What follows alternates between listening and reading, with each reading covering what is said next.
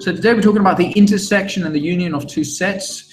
This is something we have seen before in GCSE, but I think maybe we need a refresher. So what I'll do is I'll diagrammatically represent this. I'm going to give you a little diagram for the intersection and the union. So suppose you have two circles, two sets. One of them is A and the other one is B. Now, the part where they cross in the middle, we call this the intersection.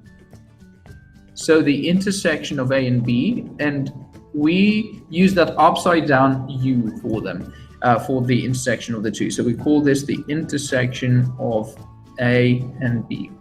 Now, we also have basically another way of saying this, which is the common elements of A and B. So everything they have in common. So if you ever have a question like find the common elements of A and B, what do they have in common? This is what you need to do. You need to find the intersection. If they say find the intersection, this is what you need to find.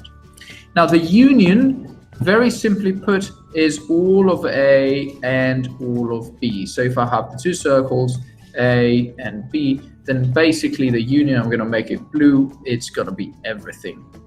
And we just use the letter U for that.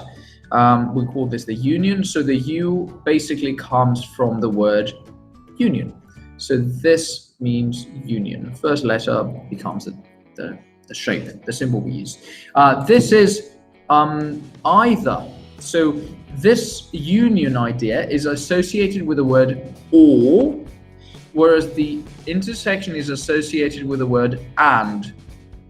So, for example, I could say, you know, who studies French and English, then that would be the common elements in there, in the middle. If I said whoever studies French or English, then that could be somebody who studies just French, somebody who studies just English, or somebody who studies both in the middle. So that's, you know, why or is associated with the union. In any case, let's talk about some other things here. You know, you can read here that the intersection is the elements that are in both set A and B at the same time in the middle. The intersection is written like this. Okay, we've already seen this. Two sets A and B, something I haven't mentioned yet, are disjoint or mutually exclusive. I would say mutually exclusive is the word we tend to use, the phrase we tend to use a bit more often, mutually exclusive. If they have no elements in common, which means if I were to draw a little Venn diagram here, what would disjoint A and B or mutually exclusive mean? It means that A is here and B is here. So the intersection of the two has nothing inside. So we basically use this notation. The intersection is equal to this, and this thingy here on the right is the empty set. It looks a bit strange because I think it comes from Scandinavia somewhere. This symbol, they had it on the keyboard or something, and that's why they came to use this. Basically, this is the empty set. It's got no elements inside it, and that's pretty much what mutually exclusive means. Here, the union, like we've seen, it means either in A or in B. That's it. That's when we talk about the theory for today's session. That's it. Now let's have a look at the actual practice. How would we put this into practice? What would it look like in a question? Well, let's see. They might say, okay, we give you a set M, we give you a set N. Find firstly the intersection. So what is the intersection of M and N?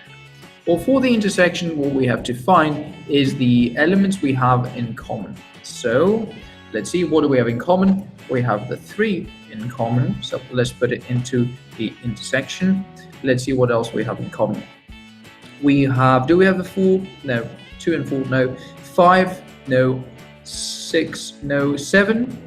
No. 8? No. 9 looks like it's in both. Then 10? No, it's not in both. So that's pretty much the only two elements which are in the intersection, which are in both. Now we move on to the next one, and the next one is the union of M and N. So here the union means either in M or in N. So basically, whichever number appears in any of the two sets, we will have to include. So let's start with 2. That's the first number we're going to put in there. 3. Let's put that in there. 4. Then 5. Then 6. Then 7, 8, 9, and finally 10. So basically, two things to make a note of here. One is that we have listed any number which appears anywhere. We don't really care, indiscriminately. We just say, does it appear in M? Does it appear in N? Doesn't really matter. We're just going to put it into the union, whether it's in M or N. The second thing to note is that when a number appears in both, we're not going to list it twice. We're just going to list it once. So 3 appears in both. We're just going to put 1 3 here. We're not going to put 3, 3. We don't tend to do that. There's no repetitions in sets. We just list them once. Okay, imagine it's like a question. What is your favorite, let's say your favorite food? You're not going to list a favorite food twice. You're just going to have it once. Or, your favorite color, blue, red, yellow. You wouldn't list it twice. You only list it once. Same idea roughly here in sets. By the way, the second one, I'm just going to put an annotation here. That was the union. The first one was in the intersection. And I will upload this on Classroom shortly, so you've got this and you can make sense of this. I'm going to give you some time to ask questions now. Let me just stop the recording here.